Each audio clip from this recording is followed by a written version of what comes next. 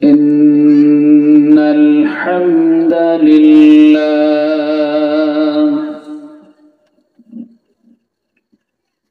نحمده ونستعينه ونستغفره ونعوذ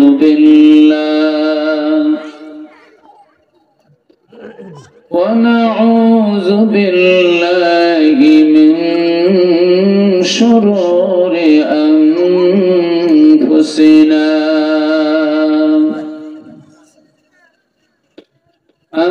أما بعد فأعوذ بالله من الشيطان الرجيم بسم الله الرحمن الرحيم إن الله وملائكته يصلون على النبي يا أيها الذين آمنوا صلوا عليه وسلموا تسليما اللهم صل على سيدنا مولانا محمد وعلى آل سيدنا مولانا محمد জবান খুলে হৃদয় থেকে পড়ুন আল্লাহুম্মা সাল্লি আলা সাইয়্যিদিনা ওয়া আলা আলি সাইয়্যিদিনা মাওলানা মুহাম্মদ বালাগাল উলা بكماله كشف الدجى بجماله حسنت جميع خصاله صلوا عليه وآله اللهم آمين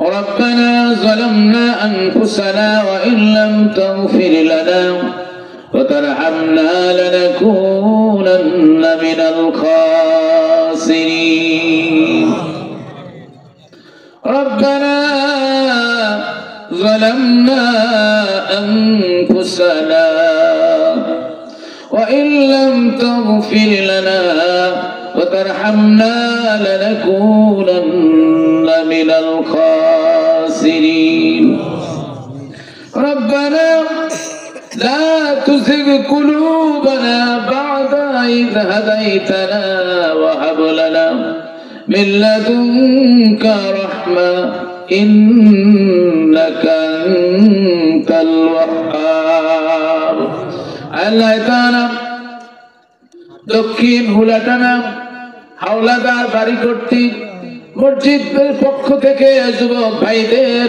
উদ্যোগে মুরব্বিয়ানে কেরামদের পক্ষ থেকে আয়োজিত মাহফিল তাফসীরুল কোরআনের মাহফিলে বসে কয়েক মর্তবা দুরূদ ও সালাম পেশ করে বড় আশা করে তোমার শাহী দরবারে হাত তুলেছি মেহেরবানি করে तमाम সওয়াবটুকু নবীজির দরবারে পৌঁছে দাও तमाम পৃথিবীর মাটির নিচে যত মুমিন মুমিনাত মুসলিমিনা মুসলিমাত যারা পরিমাণ ঈমানের দৌলত নিয়ে হাজার হাজার মন মাটি বুকে নিয়ে ঘুমিয়ে আছে রব্বুল আলামিন মেহেরবানি করে সবার কবরগুলো জান্নাতের টুকরা বানায়া দাও আল্লাহ তাআলা মা হারা বাবা হারা আত্মীয় স্বজন হারা অনেকেই হাত তুলেছে, মেহেরবানি করে সবার কবরগুলো জান্নাতের টুকরা বানায়া দাও।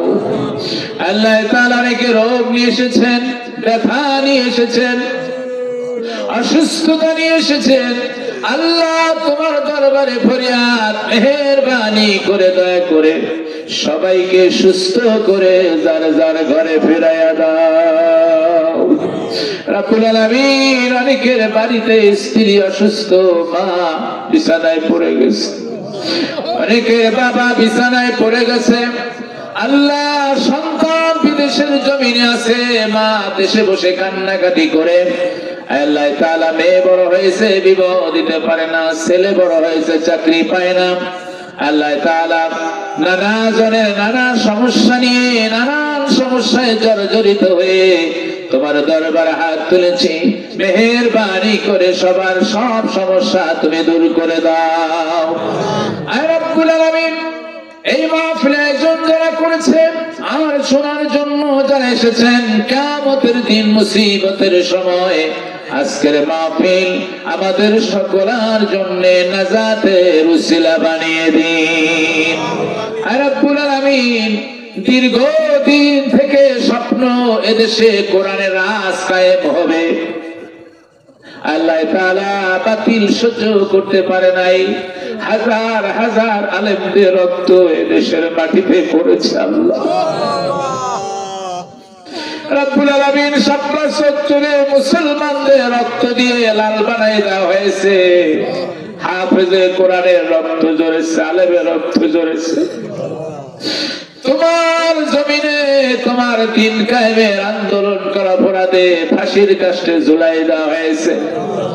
কত আলেমদেরকে গুম করে হত্যা করা হয়েছে, কত মাদ্রাসার ছাত্রদেরকে হত্যা করা হয়েছে।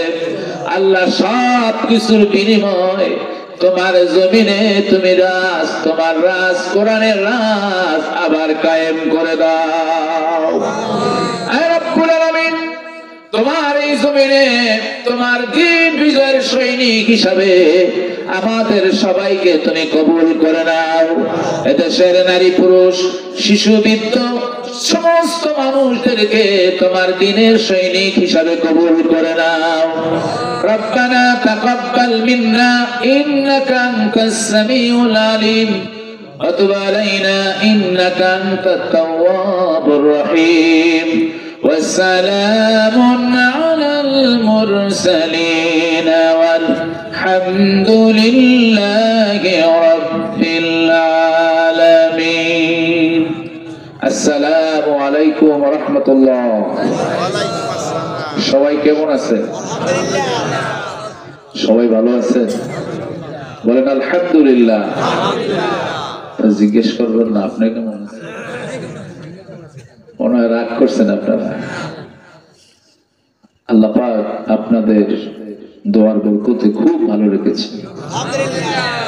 আমি তো 1 বছর অপেক্ষায় থাকি আপনাদের সাথে এসে একটু মিশবো। কালকে যখন আমি আসতেছিলাম, আমি মনে মনে ভাবতেছি আমি নিকৃষ্ট মানুষ, উৎকৃষ্ট মানুষের কাছে যাইতেছি। আমি আপনাদেরকে হৃদয় দিয়ে ভালোবাসি। অনেকগুলো কারণ আছে যে বাড়িতে এসে আমি থাকি, এই বাড়ির মানুষগুলো আমাকে ঋণী করে ফেলেছে। কি পরিমাণ সম্মান শ্রদ্ধা আপ্যায়ন করে চোখে না দেখলে বিশ্বাস করা যাবে না। আমি অনেককেই এই মাহফিলে এসে পেয়েছিলাম, এর ভিতরে কেউ কেউ পৃথিবী থেকে চিরবিদায় নিয়ে চলে গেছেন। বিশেষ করে এই বাড়ির মেম্বার সাহেব, আশেপাশে আরো কিছু মুরব্বী কেরাম চলে গেছেন। আমরা আজকের মাহফিল থেকে মহান প্রভুর দরবারে দোয়া করি, আল্লাহ এই মাহফিলের সাথে যারা সংশ্লিষ্ট ছিলেন আজকে নেই, তাদের সন্তান পূর্বপুরুষ সহ সকলকে কবরে জান্নাতের বাগান বানাই দাও, বলেন আমিন। সবাই বলেন আল্লাহুম্মা আমিন। আমরা এই পৃথিবী ছিলাম না, পৃথিবীতে থাকবো না, ঠিক কিনা বলেন? যারা আজ থেকে 500 বছর আগে ছিলেন একটু হাত তোলেন। ছোট্ট একটা বাচ্চা হাত তুলছে, মানে বুঝে নাই কয়শো বছর? 500 বছর। 500 বছর পরেও থাকবে। এমন একজনে হাত তোলে। 500 বছরের ভিতরে আমাদের হাড়টি মাটির সাথে মিশে যাবে, ঠিক কিনা বলেন? আমি আপনাদের কাছে একটি পরামর্শ চাচ্ছি, সেটা হচ্ছে আমি আশা করি আমরা জান্নাতুল ফেরদাউসে আজকের মতো একসাথে একটু মিলন মেলা করব। আপনারা কি রাজি আছেন? কে কে রাজি আছেন? 2 হাত তুলতে হবে আর তাকবীর দিতে হবে। আস্তে না, জোরে, আরো জোরে। লিল্লাহি তাকবীর। আল কোরআনের আলো। আলহামদুলিল্লাহ। আমাদের টার্গেট, আমাদের মিশন এবং ভিশন, এটা শুধু আমার এই প্যান্ডেলের সামনে যারা আছেন তারা নয়, ভিতরে মা বোনেরা যারা আছেন সবাই নিয়ত করেন। আজ আমরা যেভাবে মাহফিল শুনতেছি, কান পেতে আমরা একদিন জান্নাতুল ফেরদাউসে পারস্পরিক দেখা করব। বলেন ইনশাআল্লাহ। সবাই বলুন ইনশাআল্লাহ।